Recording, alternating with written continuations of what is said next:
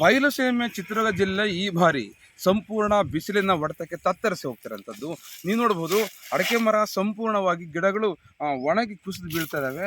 ಅಷ್ಟೇ ಅಲ್ಲ, ಚಿತ್ರದುರ್ಗ ಜಿಲ್ಲೆಯ ಹಲವು ಹಳ್ಳಿಗಳಲ್ಲಿ, ಪ್ರಮುಖವಾಗಿ ಹಿರಿಯೂರು, ಚಳ್ಳಕೆರೆ ಮತ್ತು ಮೊಳಕಾಲ್ಮೂರು ಭಾಗದ ಹಳ್ಳಿಗಳಲ್ಲಿ ಸಂಪೂರ್ಣ ಅಡಿಕೆಯನ್ನು ನಂಬಿದ್ದಂಥ ರೈತ ಸಮೂಹ ತತ್ತರಿಸಿ ಹೋಗಿರೋಂಥದ್ದು. ಅಂದರೆ ಒಂದು ಕಡೆ ಕುಡಿಯೋದಕ್ಕೂ ಕೂಡ ನೀರಿಲ್ಲದೆ ಪರತಾಪ ಆಗ್ತಿರಿದ್ರೆ, ಮತ್ತೊಂದು ಕಡೆ ಈ ಅಡಿಕೆಗೆ ನೀರು ಬಹುದೊಡ್ಡ ಜೀವಳ. ಹಾಗಾಗಿ ಜೀವಜಲ ಇಲ್ಲದೆ ಇಡೀ ಅಡಿಕೆ ಸಂಕುಲ ಸಂಪೂರ್ಣ ನಾಶವಾಗ್ತಿರೋಂಥದ್ದು. ಒಂದು ಕಡೆ ಶಿವಮೊಗ್ಗ ಭಾಗದ ಮಲೆನಾಡಿನಲ್ಲಿ ಇದನ್ನೇ ನಂಬಿಕೊಂಡು ಅತಿ ಹೆಚ್ಚಿನ ಸಂಖ್ಯೆಯಲ್ಲಿ ಬದುಕ್ತಿರೋಂಥದ್ರೆ, ಈ ನಮ್ಮ ಚಿತ್ರದುರ್ಗ ಜಿಲ್ಲೆಯಲ್ಲಿ ನದಿ ಮೂಲಗಳು ತುಂಬ ಕಡಿಮೆ. ಇರುವಂಥ 1-2 ನದಿ ಮೂಲಗಳು ಸಂಪೂರ್ಣ ಒಣಗ್ತಿರುವ ಹಿನ್ನೆಲೆಯಲ್ಲಿ ಕೆರೆ, ಕಟ್ಟೆ, ಬಾವಿ, ಹೊಂಡ, ಪುಷ್ಕರಣಿ ಮತ್ತು ಎಲ್ಲವೂ ಕೂಡ ಅಂದರೆ ಜಲವನ್ನು ನಂಬಿರುವಂಥ ಸ್ಥಳಗಳೆಲ್ಲ ಕೂಡ ಒಣಗಿ ಹೋಗ್ತಿರೋಂಥದ್ದು. ಪರಿಸರ ಹಾನಿ ಆಗ್ತಿರೋಂಥದ್ದು.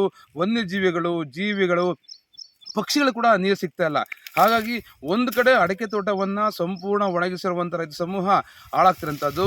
ಈ ಭಾಗ ನೀವು ನೋಡಬಹುದು, ಸುಮ್ಕೆ ನೋಡಿ ನೀವು, ಈ ಭಾಗದಿಂದ ಸಂಪೂರ್ಣ ಅಡಿಕೆ ಗಿಡಗಳು ಸಂಪೂರ್ಣ ಒಣಗಿ ಹೋಗಿರೋಂಥದ್ದು. ಅಷ್ಟೇ ಅಲ್ಲ, ಗಿಡಗಳಿಗೆ ಯಾವುದೇ ರೀತಿಯ ಒಂದು ಆಹಾರ ಭದ್ರತೆ ಇಲ್ಲ ಅಂಥದ್ದು. ಹೀಗಾಗಿ ಈ ರೀತಿಯ ವ್ಯವಸ್ಥೆ ಇರುವ ಹಿನ್ನೆಲೆಯಲ್ಲಿ ಅಡಿಕೆಯನ್ನು ನಂಬಿರುವಂಥ ರೈತ ಸಮೂಹ ಸಂಪೂರ್ಣ ತತ್ತರಿಸಿ ಹೋಗಿದೆ. ಒಂದು ಕಡೆ ರೈತರು ಅಡಿಕೆಯನ್ನು ಬೆಳೆದು ಆರ್ಥಿಕವಾಗಿ ಸಬಲರಾಗಬೇಕು ಅಂತ ಹೋಗ್ತಿದ್ರೆ, ಮತ್ತೊಂದು ಕಡೆ ಸಂಪೂರ್ಣವಾಗಿ ನೀರಿಲ್ಲದೆ, ವರ್ಣನ ಕೃಪಿ ಇಲ್ಲದೆ ಹಾನಿಯಾಗಿರೋಂಥದ್ದು.